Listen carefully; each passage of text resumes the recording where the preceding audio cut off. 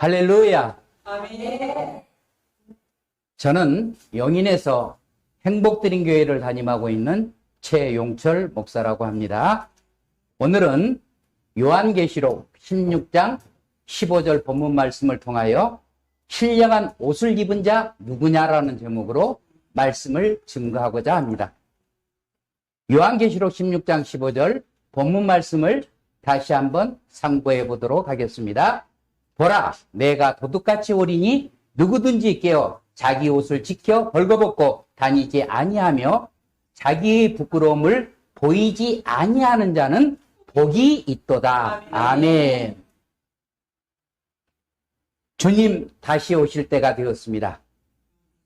주님 다시 오실 때 깨어서 옷을 지켜 벌거벗고 다니지 아니하는 사람이 복이 있다고 말씀하고 있습니다.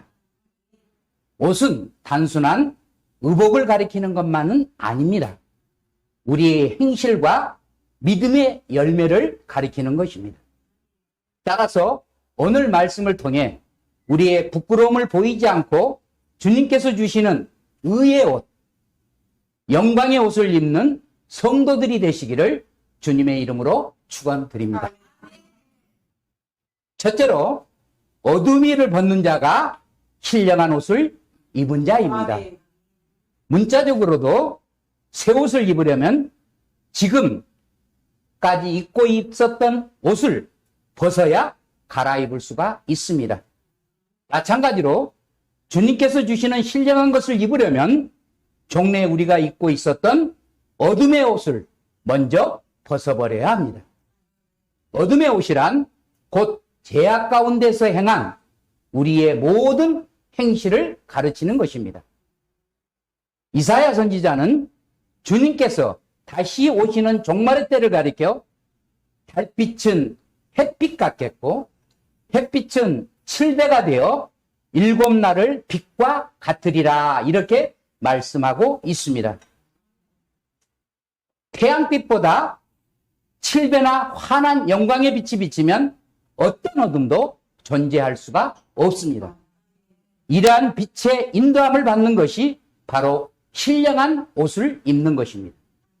하나님은 빛이시고 그에게는 어둠이 조금도 없으시므로 예수님은 사람들의 빛으로 오셨습니다. 이 빛이 바로 우리가 입어야 할 신령한 옷입니다. 주께서 강림하실 때 불에 옹이 되어 오십니다. 그리고 그 입에 막대기가 세상을 칩니다. 불꽃 같은 눈으로 우리를 살피시고 심판하시게 되는 것입니다. 어린 양의 생명책에 농명되지 못하고 이 땅에 사는 자들은 다 짐승에게 경배하게 되는 것입니다. 그러나 생명책에 농명된 자들은 신령한 옷을 입었기 때문에 주께서 어둠의 옷을 다 벗기시고 영광의 불로 우리를 지키시고 덧입혀 주신다는 말씀인 것입니다. 둘째로 신령한 옷을 입은 자는 요동치 않는 사람입니다. 마지막 때는 하나님께서 이 세상의 어둠의 권세와 사단의 세력을 다 심판하게 되어 있습니다. 요한계시록 16장 1절 이하에 보면 일곱 천사에게 명령하여 진노의 일곱 대접을 땅에 쏟으라고 말씀하고 있습니다. 하나님의 무서운 심판이 대접에 쏟아질 때 성 바벨론도 세 갈래로 갈라져서 영원히 멸망하게 되었던 것입니다. 이때 땅에 거하는 자들은 다 두려움에 떨며 망할 수밖에 없는 것입니다. 이러한 요동은 문자적으로 우리가 사는 땅과 세상 권세자들을 향한 것만은 아닙니다. 바로 성도의 믿음이 크게 요동하여서 신앙의 길에서 넘어지는 일이 일어나게 되는 것입니다.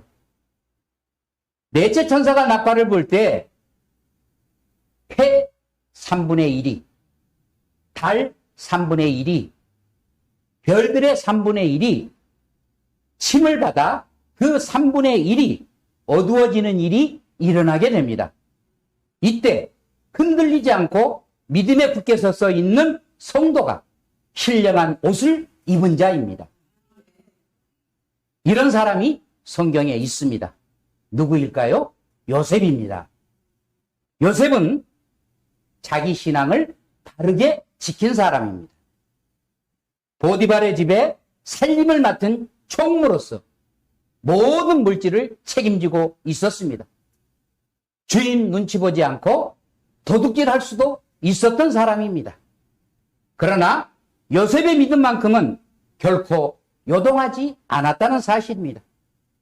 보디발 아내의 유혹에도 흔들리지 않았습니다.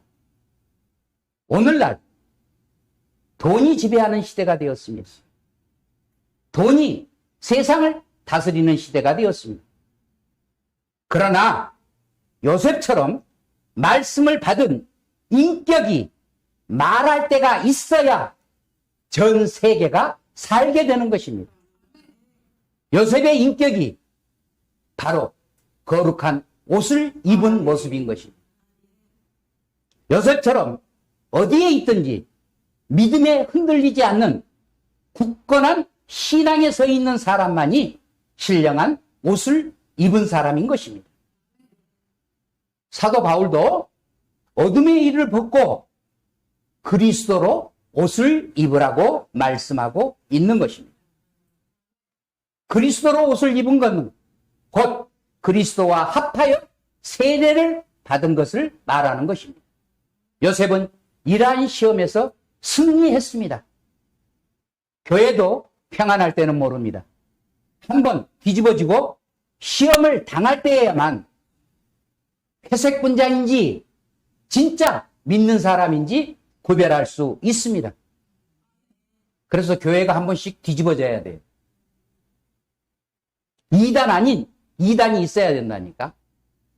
항상 저요 저요 하는 사람이 있어야 돼요. 그래서 뒤집어지고 회색 분자인지 정말 거룩한 옷을 입은 자인지를 구별해야 하는 것입니다. 그래서 야고보는 시험에 참는 자가 복이 있다고 했습니다. 이것이 옳다함을 인정받은 후에 주께서 자기를 사랑하는 자들에게 약속하신 생명의 면류관을 얻을 것을 우리는 확신해야 하는 것입니다. 오늘 주인공인 요셉이 바로 이 시험에 합격한 사람입니다. 나와 여러분은 요셉과 같은 사람이 되어야 합니다. 셋째로, 신령한 옷을 입은 자는 하나님만을 의지합니다.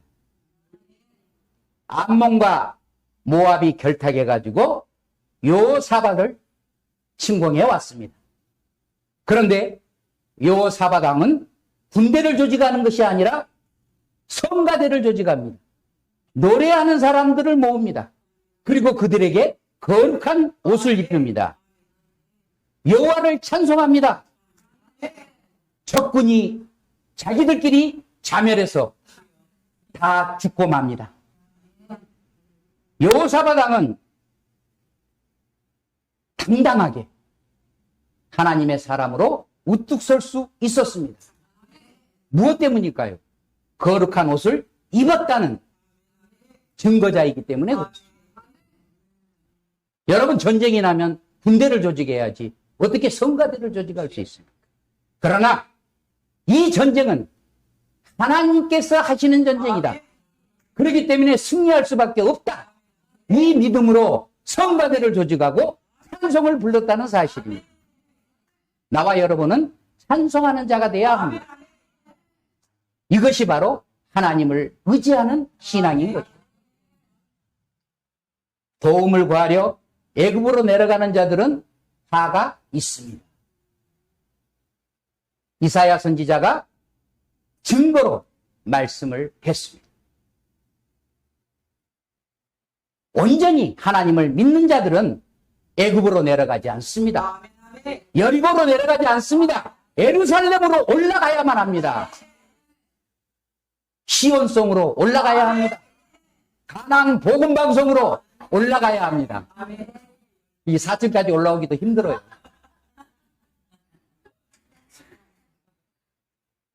둘째 천사가 대접을 바다에 쏟을 때 곧 바다가 죽은 자의 피같이 된다고 요한계시록 6장 16장 3절에 말씀하고 있습니다. 여기서 바다는 타락한 세상을 이야기하는 것입니다. 마지막 때 우리가 살아가는 이 세상이 바다처럼 되고 피같이 죽은 자가 땅에 널려 있게 될 때 우리는 살아서 저 천성을 향해 나아갈 수가 있는 것입니다. 왜? 하나님만을 의지했기 때문에 그렇습니다. 신령한 옷을 입지 못한 자들은 세상을 의지합니다. 충이 먹어버립니다. 헤로담처럼 비참하게 망하게 되는 것입니다. 무시무시한 질병으로 죽게 된다는 말씀입니다. 하나님께서 작은 자와 큰 자를 다 치셔서 복종케 하신다는 사실을 우리는 명심해야 하는 것입니다. 그러나 애굽 땅에서도 신령한 옷을 입은 이스라엘 백성들에게는 풀무의 죄가 지나갔습니다. 붙지 않았습니다.